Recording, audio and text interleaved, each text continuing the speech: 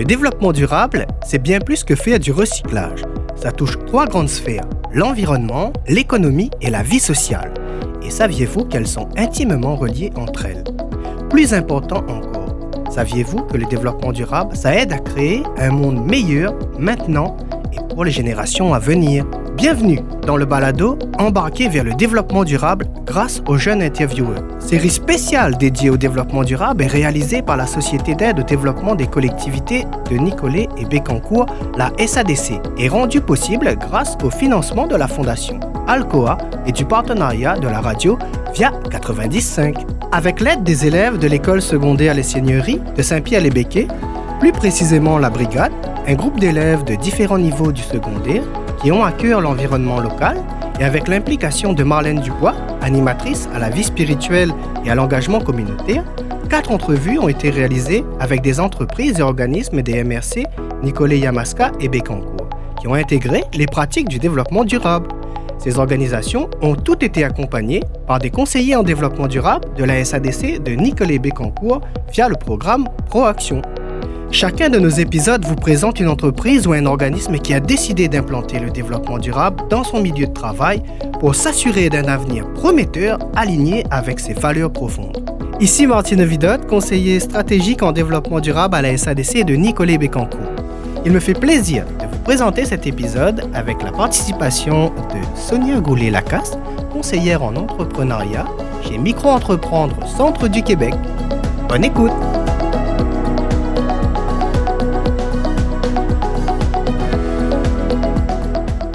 Hey, salut Kate! T'as-tu vu le beau projet de mural qui a été peint par les élèves en or plastique près du local de la Casa? Oui, c'est vraiment trop beau. J'aime vraiment ça, les murales, ça met de la vie. D'ailleurs, on commence à en voir de plus en plus à l'extérieur dans les villes. Oui, justement, l'ami de mon cousin, c'est un artiste qui veut offrir un service de projet de mural sur des bâtiments. Ah ouais, j'ai vu ses projets sur TikTok. Est-ce qu'il en fait beaucoup? Pas encore. Il aimerait ça démarrer son entreprise, mais c'est pas facile de trouver du financement. Est-ce qu'il connaît Micro-Entreprendre Centre du Québec? C'est quoi ça? C'est un organisme qui finance des projets comme ceux de ton cousin pour encourager les entrepreneurs. Ça peut aller jusqu'à des prêts de 20 000 $. Sérieusement? Faudrait que j'en sache plus. On pourrait rencontrer Sonia qui travaille là. C'est un organisme super inspirant en développement durable. Génial! On invite aussi Ellie. Elle aime ça, l'entrepreneuriat.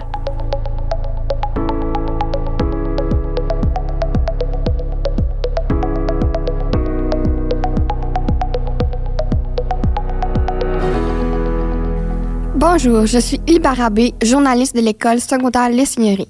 Nous sommes en compagnie de Sonia Goulet-Lacasse, de Micro-Entreprendre Centre du Québec. Bonjour Sonia.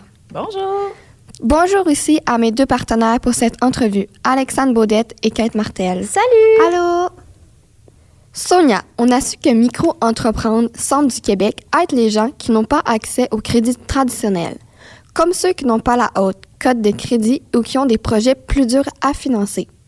Avez-vous des exemples d'entreprises que vous appuyez dans les 5 dernières années dans notre région? Oui, on a des belles entreprises qu'on a financées dans la région de la MRC de Nicolet-Bécancour. Entre autres, je pense à un inspecteur en bâtiment qui, lui, voulait pouvoir ajouter à ses services de pouvoir faire l'inspection des toits avec un drone. Donc, on a pu l'accompagner dans son projet. On a une comptable aussi qui est venue s'installer dans la région avec une belle équipe ça permet d'offrir des services supplémentaires aux gens. On a une esthéticienne, l'esthétique Roxane, qui est située à Nicolet. Il y avait beaucoup de retraites qui se prenaient dans ce domaine-là, dans le secteur de Nicolet. Donc, elle est venue là, combler ce besoin-là. On a un gym aussi. Donc, si vous avez envie d'aller vous entraîner au gym La Station à Saint-Léonard-d'Aston, c'est une entreprise avec laquelle on a travaillé. Puis finalement, on a aussi un guide de pêche, donc pêcheur nature, qui accompagne les gens qui veulent aller faire de la pêche là, sur le fleuve, entre autres, puis au lac Saint-Pierre. Quelles sont les plus grandes valeurs de Micro-Entreprendre? On a justement travaillé dernièrement sur revoir un peu nos valeurs chez Micro-Entreprendre. On en a 5 qui sont ressorties au niveau de notre organisation. Donc, on a l'adaptabilité, un de mes mots préférés dans la vie. On a la confiance, la bienveillance, faire ensemble et avec cœur qui vient englober tout ça. Au niveau aussi de nos valeurs, de ce que notre organisme fait, on a de contribuer au développement de la communauté. On est un organisme à but non lucratif, donc on veut vraiment aider les gens qui n'ont pas accès au crédit traditionnel. Pourquoi votre organisation s'est-elle intéressée au développement durable? Premièrement, le développement durable, c'est vraiment partie de l'équipe de travail. Ça faisait vraiment partie de nos intérêts puis de nos valeurs personnelles. Après ça, on s'est dit, pourquoi ne pas amener cet intérêt-là, cette valeur-là au sein même de où est-ce qu'on travaille? Ça devenait comme juste logique pour nous. Puis il y a aussi qu'on voulait être un bon exemple pour nos entrepreneurs.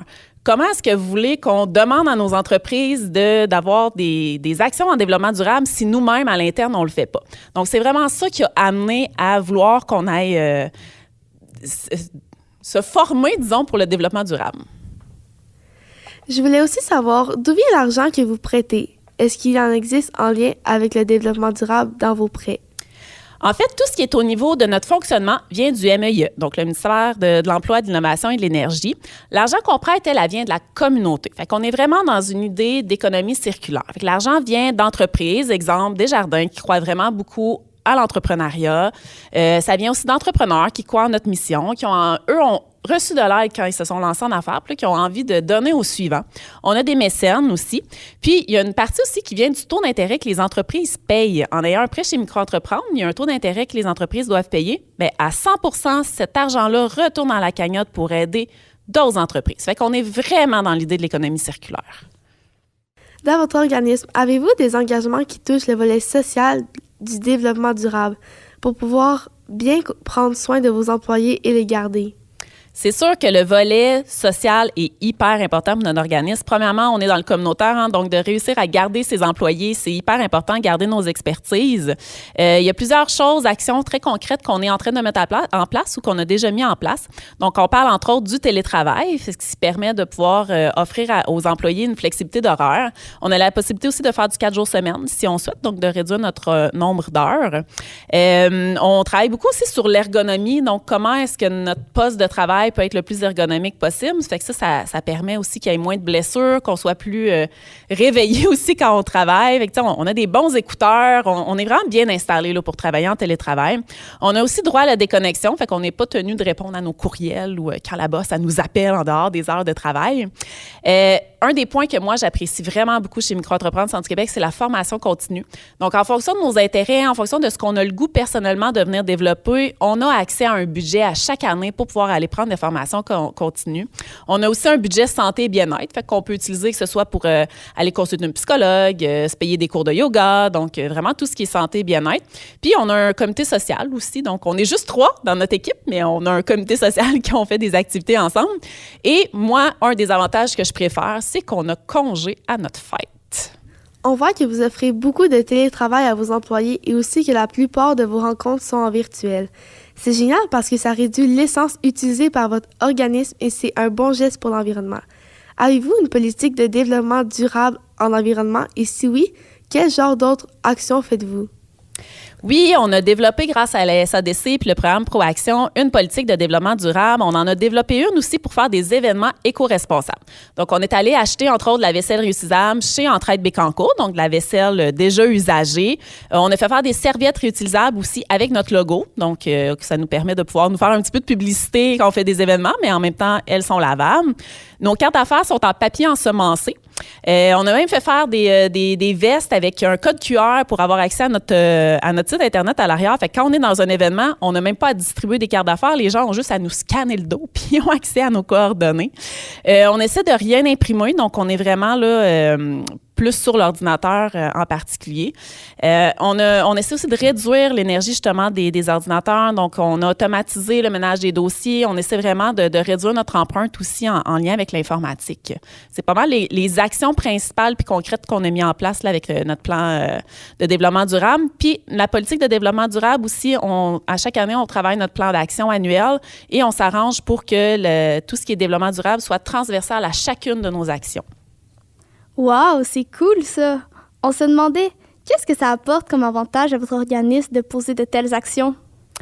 Bien, par exemple, pour le volet social, c'est sûr que ça fait des employés qui sont heureuses. Hein? Puis plus une employée est heureuse, bien plus elle s'implique activement aussi dans l'organisme. Travailler dans le communautaire, je ne sais pas si vous le savez, les filles, sinon vous allez l'apprendre un jour, c'est travailler au-delà des salaires. Puis il y a vraiment une reconnaissance sociale aussi qui a à faire un travail comme ça. Pour tous les volets aussi, ça nous permet de mieux accompagner nos entrepreneurs dans les défis qu'ils ont. Ils peuvent voir les liens aussi avec le développement durable de ce que nous, on a mis en action. Moi aussi, ça me donne d'avoir plus le réflexe d'amener à réfléchir les entrepreneurs sur le développement durable. Êtes-vous accompagné ou avez-vous déjà été accompagné pour poser vos différentes actions en développement durable? Et si oui, par qui? On a eu la chance de faire partie de la cohorte Proaction de la SADC Nicolet Bécancour. Donc, ils nous ont vraiment aidés pour faire l'analyse de tout ce qu'on faisait. Fait qu'est-ce qu'on fait bien, qu'est-ce qu'on fait moins bien, où est-ce qu'on peut aller modifier les choses, venir bonifier les choses aussi.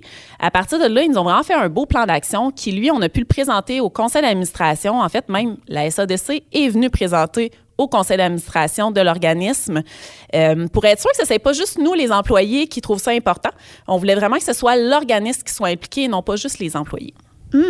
Quand même. Est-ce que vous accompagnez aussi les entreprises à qui vous faites des prêts à réfléchir au développement durable?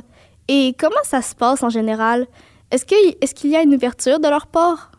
Donc oui, certainement, quand on accompagne les entrepreneurs, on les aide à y réfléchir. On a même inclus une section dans notre modèle de plan d'affaires pour qu'ils réfléchissent déjà aux actions très concrètes qu'ils pourraient faire en développement durable. On travaille beaucoup, nous, avec des travailleurs autonomes ou avec des petites moyennes entreprises. Donc, c'est moins évident des fois de savoir concrètement qu'est-ce qu'on peut mettre en place. Donc, on les amène vraiment à réfléchir un petit peu plus loin là-dessus. On est, nous aussi, à essayer de voir si on ne pourrait pas mettre en place un incitatif une fois qu'ils ont un beau plan d'action en développement durable, on pourrait-tu réduire leur taux d'intérêt, par exemple, sur leurs prêts? Fait qu'on est vraiment en train de réfléchir à comment on peut les aider, les accompagner, mais d'aller encore un petit peu plus loin pour s'assurer qu'ils fassent des actions concrètes puis qu'ils les mettent vraiment en place. Ah ouais. Quand vous voulez motiver d'autres entreprises à faire le pas et à suivre le principe du développement durable, qu'est-ce que vous leur dites? Qu'est-ce qui les incite à faire le saut? C'est sûr que quand on parle avec des entrepreneurs, il faut venir chercher un petit peu les cordes sensibles. Puis qu'est-ce qui vient plus chercher les entrepreneurs que de parler d'argent? Donc, c'est sûr que si on parle de développement durable, il faut qu'on puisse leur démontrer qu'est-ce que concrètement ça va rapporter dans leur poche. Donc, quand on parle de, par exemple, juste de réduire l'énergie qui est utilisée, j'ai entendu un exemple que j'ai trouvé super intéressant dans une formation. Eux, tout ce qu'ils ont mis en place, c'est que habituellement, ils ont une porte de garage qui est quasiment tout le temps ouverte et le chauffage roule continuellement. Bien, ce qu'ils ont mis en place, c'est un système que dès qu'il n'y a pas personne dans le détecteur de mouvement, la porte se referme. Mais ils ont économisé 80%, je pense, de leur énergie, ce que ça leur coûtait en chauffage. C'est rien comme action, mais en bout de ligne, ça vient faire sauver beaucoup d'argent à l'entreprise. Donc, on essaie de voir avec eux c'est quoi les plus-values de pouvoir penser au développement durable dans leurs actions concrètes. Quelles seraient les prochaines étapes que vous voudriez faire dans le sens du développement durable? Avez-vous des rêves ou des réalisations à venir? Bien, c'est sûr que nous-mêmes, on est en train de mettre ça en place. Là. Ça fait comme 1 an qu'on travaille avec la SADC, avec la cohorte de Proaction, à mettre nous-mêmes nos actions, si on veut, en place. Fait qu'on est en train de réfléchir à comment on peut aller un petit peu plus loin avec les entrepreneurs. C'est sûr que si je me permets de rêver, je dirais que toutes les entreprises que Micro-Entreprendre Centre du Québec a accompagnées avaient un plan d'action en développement durable. Ça serait comme le rêve ultime. Est-ce que c'est réaliste? Est-ce que c'est concret? Peut-être, je ne sais pas dans combien de temps. C'est sûr que de plus en plus, même pour faire financer des projets, on demande d'avoir des actions concrètes.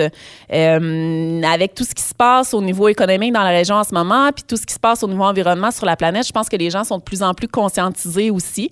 Donc, c'est sûr que dans un rêve ultime, si on était capable d'avoir vraiment un effet qui est très concret, qui est très visible avec les entreprises qu'on accompagne, ça serait magnifique. Merci beaucoup à vous, Sonia, d'avoir accepté cette entrevue. On trouve ça vraiment important qu'il existe un organisme comme le vôtre qui encourage les entrepreneurs à pouvoir pousser des projets qui sortent de l'ordinaire et qui dynamisent notre région. Toute notre équipe vous souhaite beaucoup de succès pour la suite. Mais merci beaucoup à vous de m'avoir invité. C'est tellement le fun de voir des jeunes qui s'impliquent, qui s'intéressent au développement durable et à ce qui se passe sur leur territoire. Merci à toi d'être venu. Merci. Vous l'aurez compris, implanter le développement durable dans son organisation, ça ne se fait pas en criant « ciseaux ». Les efforts que comprend cette démarche méritent d'être soulignés parce que nous espérons que ces exemples inspirent d'autres entreprises ou organismes à suivre le pas. Nous souhaitons que notre balado vous sensibilise, mais surtout que ces personnes qui ont travaillé, fort pour créer un monde meilleur vous amène à réfléchir à ce que vous pouvez faire vous aussi. Même si vous commencez seulement par un petit geste, vous faites déjà une grosse différence dans la vie des générations futures. Au nom de tous les élèves de la brigade de l'école secondaire Les Seigneuries de Saint-Pierre-les-Béquets, merci de nous aider à créer un bel avenir. Et encore une fois, merci à notre partenaire principal, la Fondation Alcoa, qui a rendu possible la réalisation de ce balado. Un merci tout spécial à l'école secondaire Les Seigneuries pour leur support et leur accueil, à Marlène Dubois, animatrice à la vie spirituelle et à l'engagement communautaire, Natacha Pelletier à la coordination et réalisation, Via 90.5 pour l'enregistrement du balado, et surtout, merci à vous pour votre écoute.